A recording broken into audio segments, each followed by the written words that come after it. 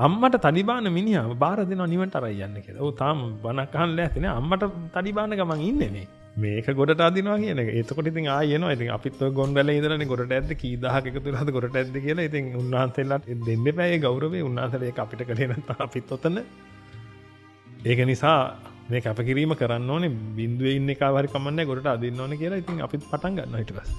එහෙනම් හිතලා බලන්න ආර්යයන් වහන්සේලා කී දෙනෙක් හරහා ගිහිල්ලාද ඔය මිනිහා නිවනට යන්නේ කියලා කවදාද හරි. දැන් ඔතනට ගිය කවුරු හරි කෙනෙක් කියයිනේ ආර්යයන් වහන්සේලා කෝ වේවා උන්වහන්සේගේ අතවැසියෙක්. ඒ කියන්නේ ආර්ය වෙලා නැහැ තාම.